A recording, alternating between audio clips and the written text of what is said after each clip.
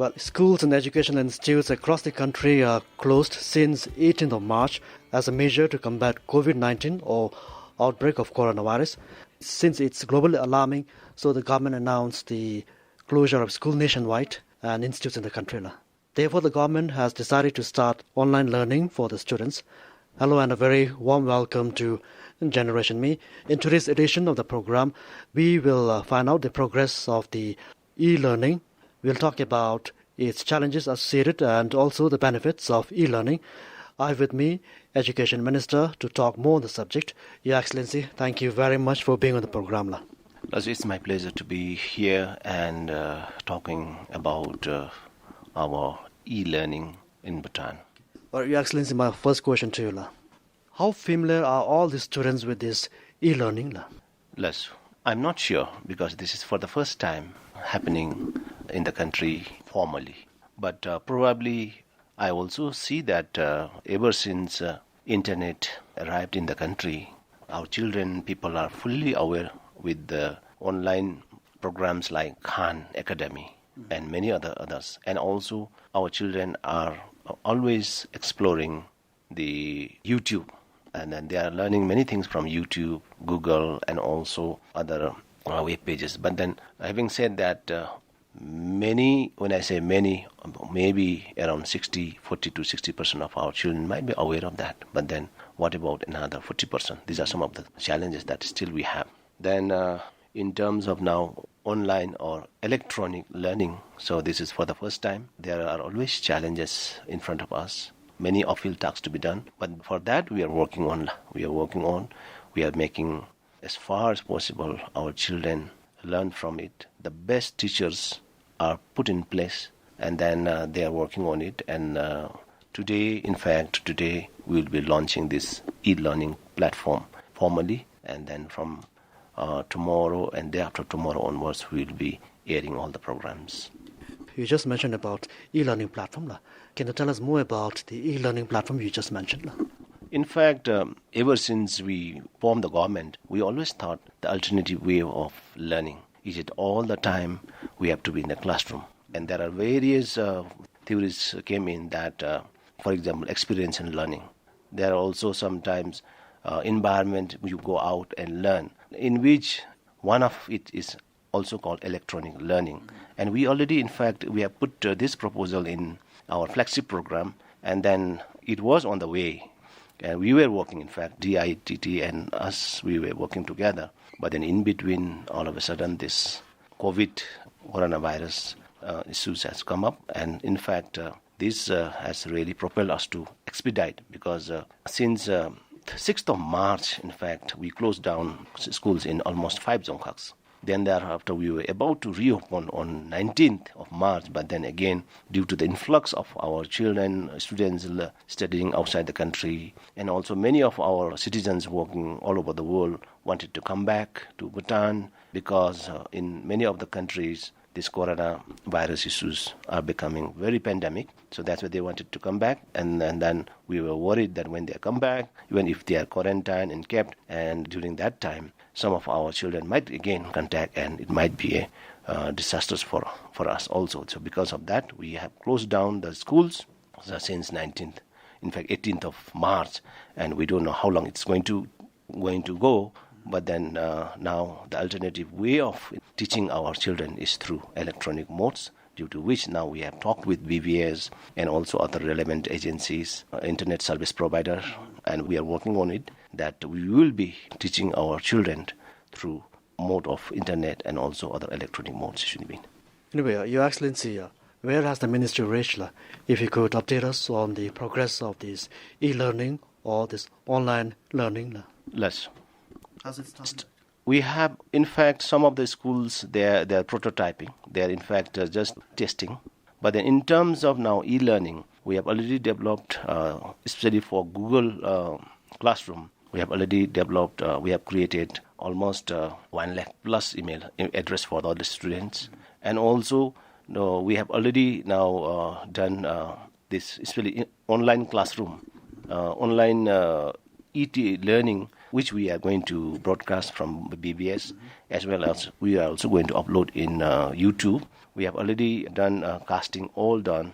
Now almost 80% of the works are done. Now another 20% are there. So probably by tomorrow we will be finishing all the subjects, the casting. In other words, shooting in the studio will be finished by tomorrow, and editing will be done. Then thereafter, from Saturday onwards, we will be airing and also start teaching. So, Your Excellency, it's going to be just instructional memo. So I think there will be a lack of interaction between teachers and students. Obviously, it will be just recorded and the lessons will be delivered through BBS television and other platforms like YouTube. Can I have your views on this? Actually, it is not that true, not true, Session Bing. Of course, teaching will be done one way through television, another through YouTube. I think they can download, we'll be uploading in the YouTube and they will download and watch. Third thing, we'll be doing Google Shoots, where Google through Classroom. First, when we air in the television, our children will be asked to sit down and watch from A to G. So what happens is, it's not that they will be just sitting there. Their teachers will be always behind them. They will be contacted through either telephones, through mobile or internet, group chat, or whatever. They are constant. Our teachers are always constantly in touch with their children, anyways, with their students. So right after the completion of that particular 30-40 minutes teaching sessions, then teachers will be throwing the questions. What did you understand today? These are the class that you are taught by teacher so-and-so. Then what did you learn? What you did not understand? So there, even in the group, the students will be throwing back the questions. Madam, sir, this I didn't understand. These are the things I had a tough time to understand. So again, the teachers will be explaining further to them. And then once they are completely understood, then they are also given a task. They are also given an assignment. Okay, look, today we have learned so and so. So could you please do your work and submit these things by tomorrow? But Your Excellency, do you think the mechanism you talked about, where teachers and students can keep in touch, contact, do you think this mechanism will be effective? Yes, because I feel more than in the classroom, this will be if everybody cooperate. Again, it depends with the children's interests, parents' support, leadership, and also teachers' support, competency. So it all depends. It has to be matched. So if any of these doesn't match, then again, there will be some issues. But then I'm pretty sure genuinely those parents or communities who would like to really want to learn, I think this will be more effective. Because in the classroom, what happens is once teacher comes, maybe students in the class, there will be around 30, 40 students in the class. And teacher will be coming and completing his syllabus, basically teaching. And then I am pretty sure whether student will get chance to ask the question also or not. Then maybe while completing the class, and then ask when he or she is answering the question, probably the time will finish. So then once finished means that same classroom cannot be repeated. Yeah. The children cannot again go back and see what madam or sir has taught on the whole this 30-40 minutes time. But then here, interestingly, whatever you were taught within this 30-40 minutes, the student can relook again and again and again until he or she understands. So in that way, I think the effectiveness of the learning will be greater than in the class. Except, of course, we are too used to classroom teaching learning. We were finding very difficult to shift from classroom teaching learning to the e-learning. But then I think over time, I think we should be able to adapt to this situation and then I think improve. Thank you. But Your Excellency, when it comes to monitoring, especially if both the parents are working, don't you think it will be very difficult for the parents to monitor the kids if they're going to offices? Do you think the kids will stand in front of the TV or in front of the computer or laptop and study? It's very interesting, yes. I think in terms of monitoring, I think we cannot monitor, or parents may not be able to keep on monitoring. Here comes the ethical issues, moral issues, and also the leadership, as I mentioned, the leadership of the parents and also the teachers are very important here. So I feel that even if the parents are not there, the teachers should be able to make sure that their children are there, make sure the children are learning, make sure that whatever are expected as per our standard operating procedures, we have already developed the standard operating procedure for teachers and all other things. So in that way, I think there should not be too much of monitoring from the parent side. Teachers will be there to guide and then keep the children to learn. But then the little support from parents should be that they should ask their children, okay, today these are the programs that you have to see, and please cooperate with the teacher. I think that should be enough, Shunibain. The schools are closed now, but we still see students in groups, 5, 6. Last week, I happened to see a group of students, but I was happy. I mean, I saw a group of cops, trying to, but I didn't actually hear what they talked about. But there was a police pickup truck, and then the police, I think, communicated with them. There was at least about 5 or 6 students in the group, and maybe 2 or 3. Together on the street, or is it was somewhere in, maybe they lived in the neighborhood, but they were in a group. And so, outside or outside. And sometimes we even happen to see few students cycling somewhere, street, expressway. What do you say to this? If they were grouped together to discuss some classroom activities or some learning issues, that's good. Grouping all the time is not good. The social distance should be always there. But then my advice is that in terms of cycling, maybe sometimes cycling around and just, that's fine, because all the time inside the room doesn't make sense also. But then social distancing, keeping oneself very clean, mindful about the coronavirus, and also other things, if keeping all those things in mind, if they're cycling around and come directly to the house and go to their respective house, that makes sense, Yashwini. But in terms of, again, now if our children starts gathering in some rooms, late in the evening. Late in the evening, I think our students must understand this is not time for gathering like that. Number one, and my request to children is, please don't do that. Maintain the social distancing, because this is not a time for gathering like that. If at all, if there is any issues to be discussed, they can discuss over phone. They can also discuss over the chat. And there are so many ways that you can do it. Again and again, I'm reiterating, this is not a summer or winter break. This is totally a academic year.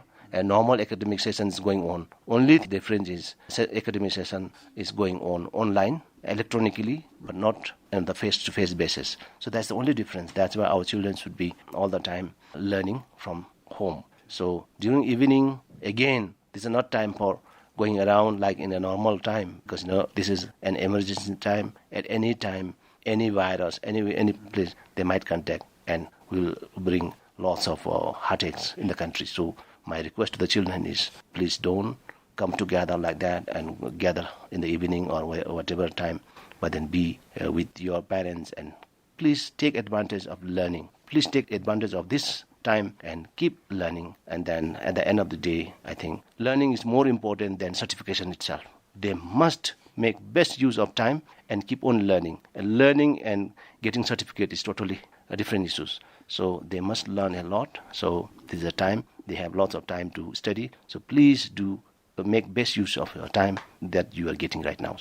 If it doesn't work, have you thought of any other alternative measure or way to convince them to convey the message that they should stay at home and study? So what I say is responsible and irresponsible. I think as a future leader of our country, I think they must understand the necessity of this time and also urgency of the time, and then abide by the instruction that we are giving to them.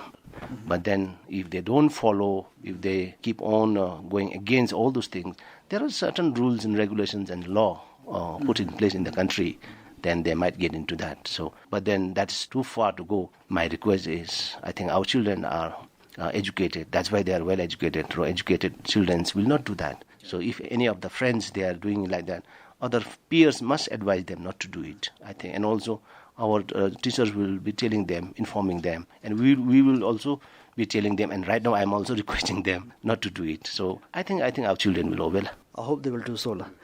Anyway, don't you think policing may be necessary, if it goes on, we don't know how long the schools will be closed. Yeah, I think self-policing should be there, and our parents should advise them. I would say 99.9% of our children are abiding by the rules, regulations, and also advices. Maybe 0.001% of our 170,000 children. So I think moral policing and ethical policing and also self-leadership of our students and also parents and also community is more important than again policing and driving them, catching them and putting behind the bar.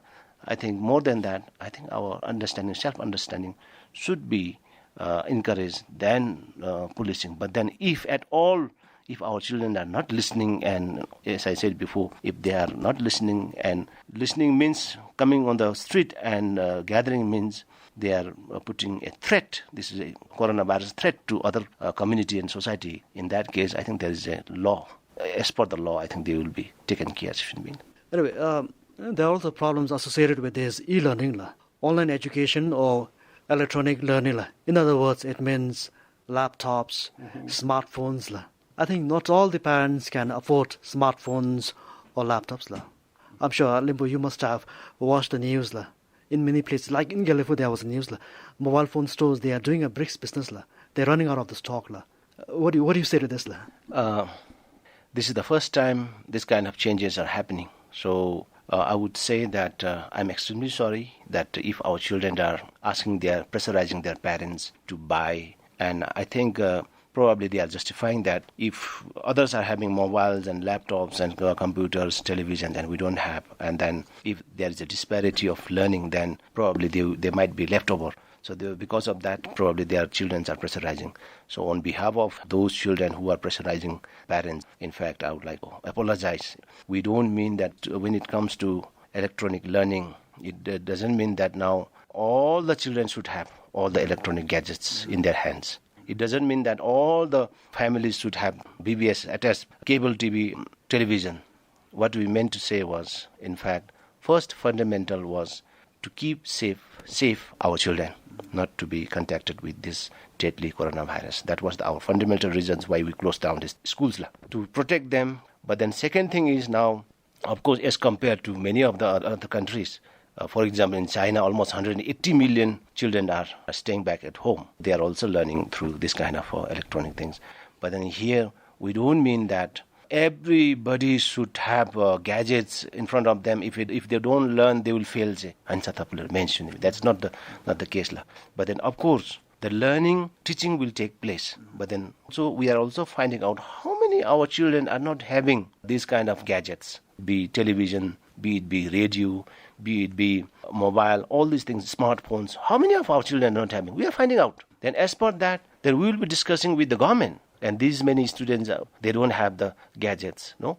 Then, based on that, we as educationists, we also discussed with the educationists and made it very clear that if these many children are not having this kind of gadgets means, then we have to find an alternative way of teaching to them, not necessarily from e-learning, e-teaching. It's okay, e-teaching, the domain, out of domain, remember? So now, in that case, now we are also looking forward other print media. We are also using other print media, and through which we will be reaching them, teaching them. And further, probably we are also sending some of the teachers to that locality and also find ways to teach them. So not necessarily that all the children should have electronic gadgets. Now once everybody gets back to the school, then again what happens to that gadget? So because of that, this myth I need to break, that not necessarily all the students should have the gadgets. It's not like that. So if their parents are not able to afford, if the children are not having that gadget, please inform us how many of you don't have this kind of gadgets. And then we will find out ways and means to teach you, even without gadget also. So there are ways, not necessarily that they have to rush like that, or maybe some of our parents have to borrow to buy gadgets for their children. Anything, not necessary, shouldn't be. And also now, why they are scared and pressurizing their parents to buy the mobile? Because when we do the assessment, probably they might think that, okay, we might fail. It's not that, shouldn't be. So our assessment system, we have changed. Our curriculum, we have changed. So because of that, I feel that our children should not be worried on all those things. But then only thing that our children should worry is they must keep constant touch with their class teacher, constant touch with their subject teachers. And that if there is this kind of issues are there, please let us know through their teachers. Your Excellency, one of the interesting things that we heard is, some people are saying that these students are taking this online education, this e-learning, as an opportunity to, to nag their parents to buy them smartphones. As an education minister, your advice to the Bhutanese youth, to the students? My advice is not to the Bhutanese youth. My advice to the parents. If your children are pressurizing like that, please talk with your teachers, because all the parents and teachers are having a close contact these days. They are in group chat. So please, any of the parents are having this kind of problem, please let us know. And also, please do not rush whatever your children says or whatever your child says without using your rationality, without using your intelligence, without thinking. Don't rush to the town and start buying different types of gadgets. At least I think everybody has the common sense that at least let us know. At least please ask teachers about all these things. Please wait for some time. I think then we'll come back with certain strategies to look after that. For example, now I also heard that not only buying the mobile and gadgets, but then even the mobile sellers are selling the data card like hotcake. I heard about that. Mobile as well as data card. Please, we are going to, if at all this kind of coronavirus issues keep on going on, then we are also going to give a free data card. Okay. So why you rush now? And then you get yourself into debt. So my request to parents is, please let us know how many of you are facing this kind of problem. Number 2, for the children, please do not pressurize your parents like that and then ask all these gadgets. Please wait for some time. Let us know how many of you don't have this kind of gadgets and how you want to learn. Please do let us know. Based on that, we'll discuss with the government and do necessary actions. Anyway, that's good news for the parents and the students. And one more problem. I think there's some kind of pressure among the principals and teachers. So I was wondering, if Your Excellency could, tell us about this coordination. How is this coordination happening between, among the teachers, principals, and officials from the ministry, including Your Excellency? I think we are in emergency.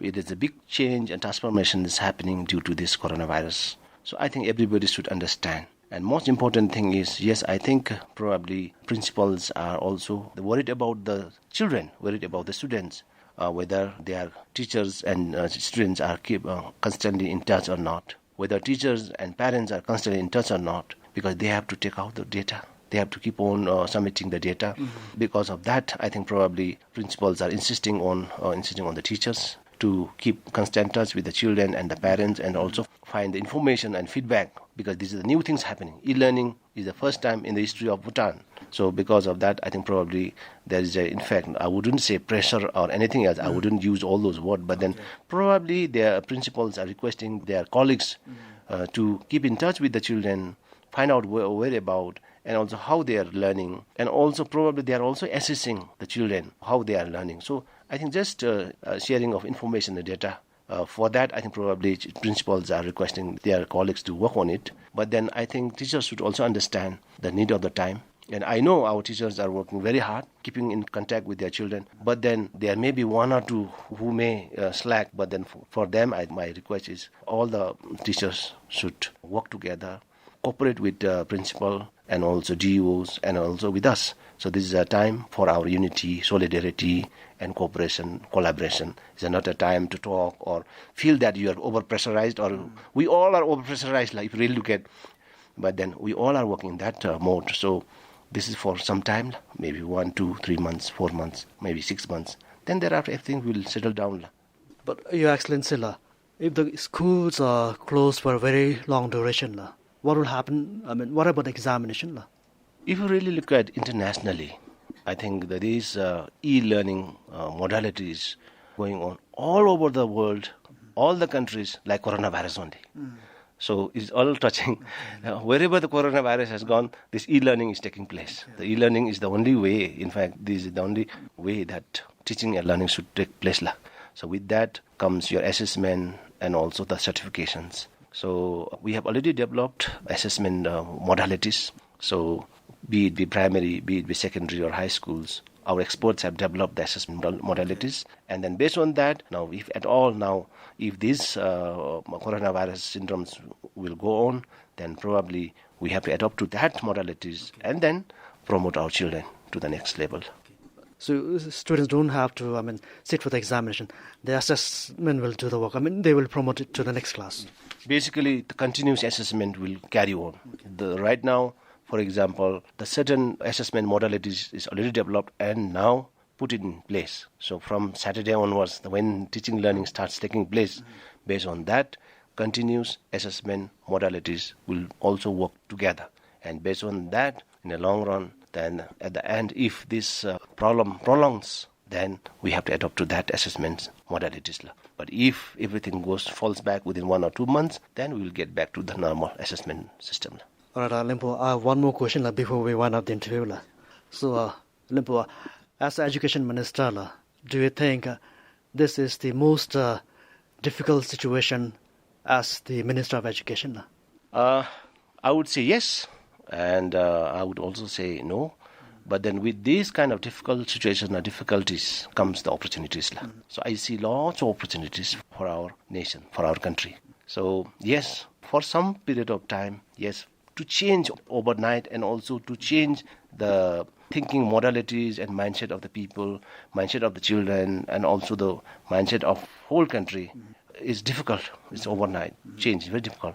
But then with this change, I see lots of opportunities. Number one, learning modalities. Number two, now with this coronavirus kind of disaster, now this is a big storm came to the world, and now whole world is transforming and changing. Now, in fact, number one, it has flattened everybody. And then now, flattened everybody, all countries, every nook and corner that we are flattened. Be it be politically, be it be socially, educationally, economically, we are flattened. But now, how fast we rise up is very important. And then the fastest way of rising up and the fastest way of re-establishing ourselves, that is one modality is through education. So education must reorganize and come back with a different thoughts and mindset. And that's why I see this is a great opportunity for all of us. And then now we must put our ideas together, mind together, initiative together. So I feel this is a great chance for us. And then, of course, this is the first wave of e-learning that we are starting from Saturday. Then there will be several layers of e-learning will take place. Whole education system will take a different shape. So probably, I think we are moving on the right direction that we already kept as a flagship program. Government has kept under a flagship program that we want to ICTize all the schools. That's what we have in fact done. We wanted to do immediately, but then now because of this COVID-19 issues, now we will be expediting further. And then I think over things which we are waiting for almost 5 years, I think we should be able to do things within a year or two. So this is a great opportunity for us. Again, the success of all these programs will hinge on 3 or 4 things. Number one is the learning interest of our children. Number two, the personal individual leadership of our parents. Number three, our commitment and competency of our teachers. Number four, the political support. Number five, the prayers and good wishes of the people. And of course, number six, the blessings from all our leaders is very important. If all these, I would say, Jungwa, Du, Din, Mola, these are the, if all this unite together, I think Bhutan education will rise up and move forward. Your Excellency, thank you very much. It was great having you on the program. It's my pleasure too. Well, all right. That's it for today's edition of Generation Me. And today we talked about the benefits and challenges of electronic learning. And of course, Limpo also mentioned about the opportunity of electronic learning. Thank you very much for listening. This is me, Sring Wangchuk, signing off for the program. And I hope to be with you again next time.